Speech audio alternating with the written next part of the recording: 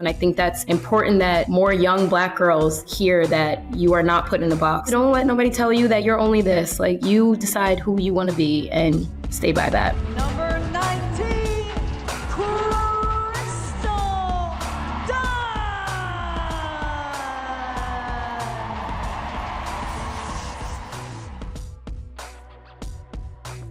All right, Crystal, how you doing? I'm great. How are you? All right, so let's get started here. How has the landscape in the NWSL and U.S. Women's National Team changed over the course of your career, seeing more Black players on the team? Where the game is at is obviously a little bit different than when I first stepped into the league and stepped onto the national team. And there is more diversity. There's more representation of women of color. I think that's been a beautiful sight to see because I know when I first stepped onto the team, there weren't many that looked like me. I didn't let it affect how I showed up in that environment every day, but I do think it was something I always questioned and wondered, why? Why aren't many of us reaching that level? Like, why are we not at the highest level in this sport? So over the last couple of years, you see a lot more women of color busting onto the scene, which has been amazing. And I think I'm most proud of the fact that we're showing up in our most authentic selves, being able to step onto the various teams that we represent, especially the national team, and just showing up as our true versions of ourselves, I think is been the most important part of this next phase that we're in with more diversity in soccer. Yeah, speaking of your authentic self, every time I see you, you're always dancing.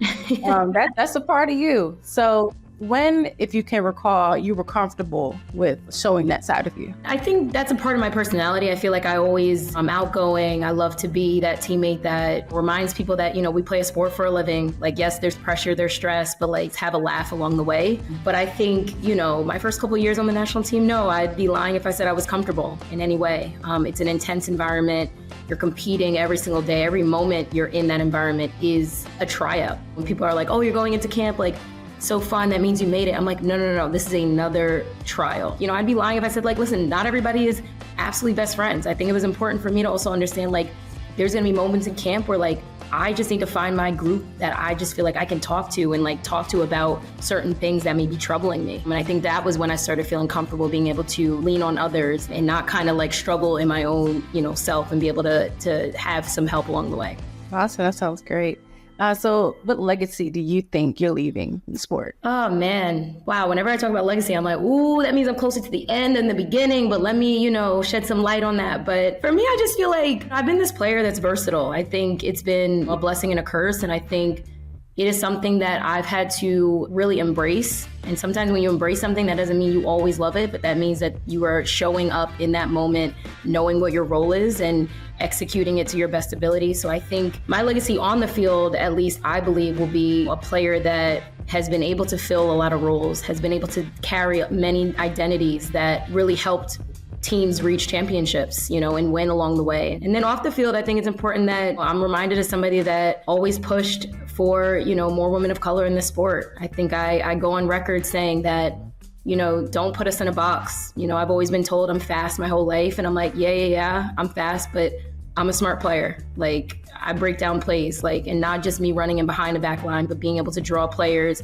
give and go, like, create space for myself. And I think that's important that more young Black girls hear that you are not put in a box. Like, don't only lean on what coaches are saying to you, because I think at a young age, that's when players start believing, oh, that's all I can do. That's all I am. So I just think, encouraging young players, especially women of color, to just always work on your craft, Don't let nobody limit you. Don't let nobody tell you that you're only this. Like, you decide who you want to be and stay by that. Absolutely. So how does it feel to be a role model for the younger generation? It's funny when people speak of being a role model, you don't ever really see yourself as that sometimes. You're just like, I'm here showing up, kicking this ball around with my friends, like, but then you understand that, with great power comes great responsibility. You have to remember that people are looking up to you and that you are leading this next generation and hoping that all the things that you had to fight for, they get without asking. They have that expectation and that standard already set for them. So, now being a mom, I'm like, oh, these young kids be making fun of me now. I feel like I'm that old auntie that they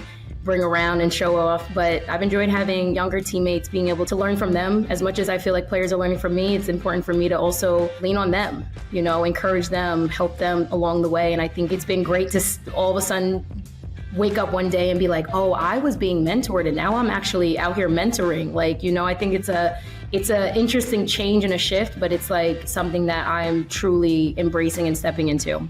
Awesome. Was there a moment early in your career where you realized you become more of a star player? You did talk about how people looked up to you, but was there a moment early in your career where you realized you were that person? At some point, yes, but I think even how I got into this sport is just such a blessing. Like, my family's from Queens, New York. Like, they weren't playing soccer. They moved me out to Long Island. I fell into this sport, and I truly am sitting here today because I'm still reminding myself that how I got into this sport is just really incredible and amazing. And I never thought that I'd be exactly where I am when I was that 3-year-old, 4-year-old kicking the ball around for the first time.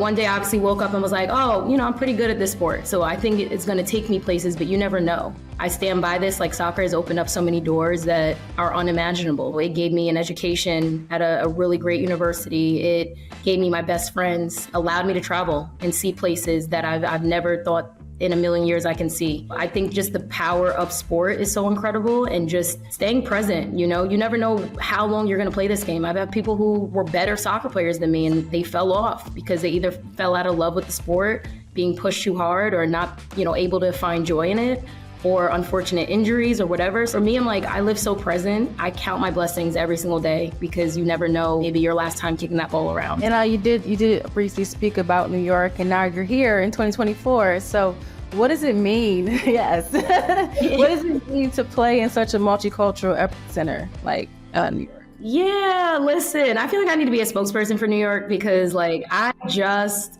love New York. Like, I love it so much. I love that I have this opportunity to mesh all of my worlds together in one. New York is special. Yeah, I'm excited for this year. I'm excited to play with some really top players, to push myself to be at my best. I think that's important that people are constantly reminded that it's a new year, it's a new dawn.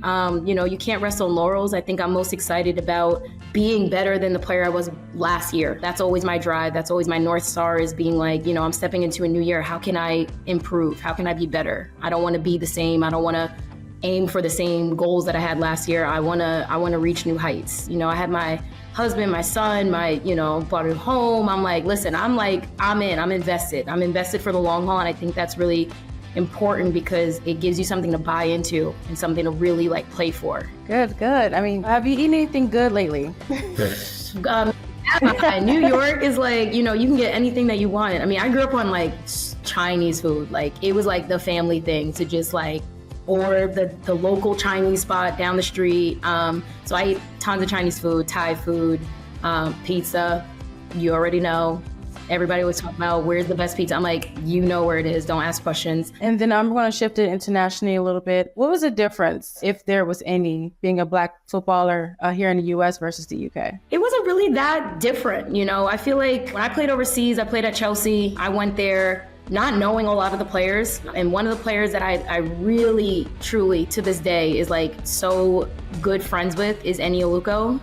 And she was somebody that I leaned on, I looked up to. I was like, oh my gosh, you're this star that represented the English women's national team, scoring a whole bunch of goals. It was an interesting place for me to be. I'm at the time, Enioluko was going through some tough times for herself, just with the English women's national team at the time. And I'm really fortunate that I was there for her as a friend in person with her during that time, because we had incredible talks about just how it's not easy to be a woman of color playing this game that has been predominantly white for so long. You always feel like you have to do a bit more to be seen. You have to do above and beyond to get your chance. So that we did speak a bunch about, that pressure of always having to lead the way and kind of show up and show out. Absolutely. Lastly, you mentioned that you had to go above and beyond to prove yourself as a Black woman.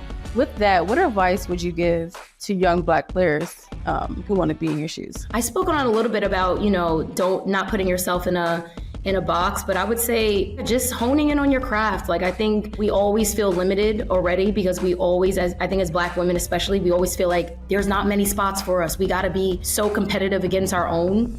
And I think for me, it's I truly enjoy leaning on other women of color that I can learn from and really gain strength from. And I think a lot of times we get so competitive with each other because we feel like it's you or me. And I'm like, no, it's us. We need to have that mindset of it's all of us. We're all trying to make it wherever our dreams are going to lead us. And, just leaning on each other, really supporting each other, honing in on your craft, not limiting yourself to what you think you're being perceived as, but finding what you want to be and really working at that for yourself. Awesome. That's great. Thank you so much. I really appreciate it.